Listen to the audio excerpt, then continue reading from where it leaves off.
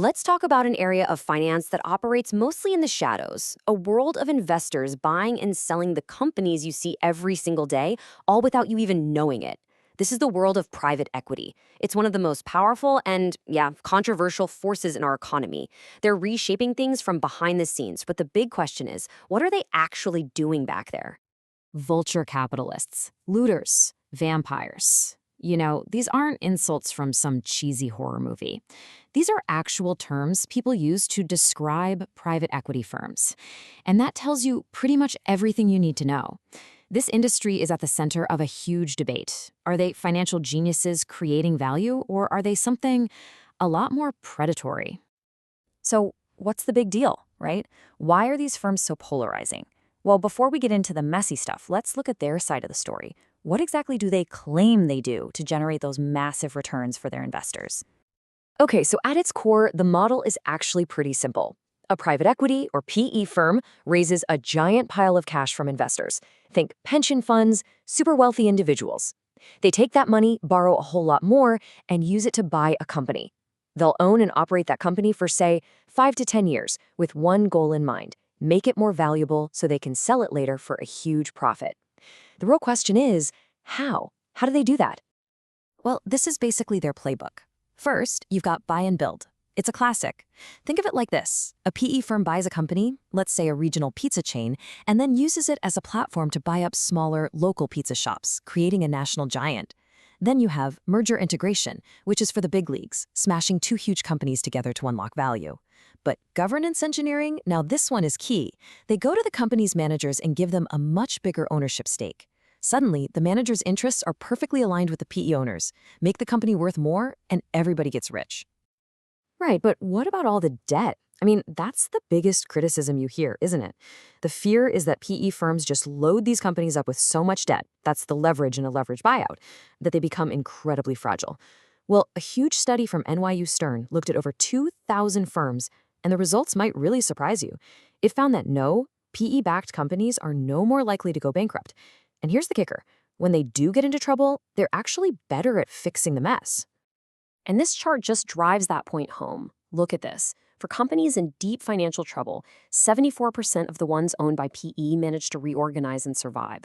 For other firms, it's only 66%. And even more telling, check out liquidations. That's the corporate death sentence, right? Only 9% of distressed PE firms end up getting sold for parts, compared to 15% of other similar companies. The data seems to say that far from being destroyers, PE owners are often really effective saviors. Okay, but it's not all sunshine and rainbows. That intense, relentless pressure to generate sky-high returns can lead to some, let's say, questionable practices. And that is when the regulators start paying attention. The drive to engineer value can sometimes blur the line and become just engineering fees for themselves. And this is where it gets murky. Now, this quote isn't from some angry critic or a newspaper. This is from the U.S. Securities and Exchange Commission, the SEC. It shows how some firms got caught charging their own investors for their PR teams, their own lawyers, and yeah, even personal credit card bills. Not a good look. And that's really just the tip of the iceberg. The SEC is looking into a whole laundry list of issues, from hidden fees to huge conflicts of interest. One of the big ones they're cracking down on right now is off-channel communications. This is just a fancy way of saying employees are using their personal phones, like WhatsApp or private texts, to do business. That's a massive problem for regulators, because it means there's no official record of those conversations, which makes it nearly impossible to investigate things like insider trading. And believe me, when the SEC comes knocking, it's not for a friendly chat. We are talking about massive fines that can easily run into the tens of millions of dollars. So let's do a quick run-through of what they're finding. First up, those off-channel communications we just talked about. Executives using their personal phones and messaging apps to talk shop. A huge no-no for the official record-keeping rules. And to give you a sense of how seriously the SEC takes this, they recently fined 9 different investment firms a combined $58.5 million just for this one issue. And look, we're not talking about some small-time players here. These are the absolute titans of the industry: Blackstone, KKR, Apollo. The SEC is sending a very, very clear message. Nobody is too big to play by the rules. Okay, next up is a really modern problem: ESG washing. This is when a firm advertises its funds as being, environmentally or socially responsible, but then their actions don't quite match up with their promises. For example, in one case, a firm claimed its funds were totally green, but whoops, they were caught investing in fossil fuels. The result? A multi-million-dollar penalty. The lesson is pretty simple. If you make a promise to your investors, you better be able to back it up. So, where does that leave us? What's the final verdict? Are private equity firms the good guys or the bad guys of the financial world? Well, as it turns out, the answer is a lot more complicated than that. And this is where things get really, really interesting.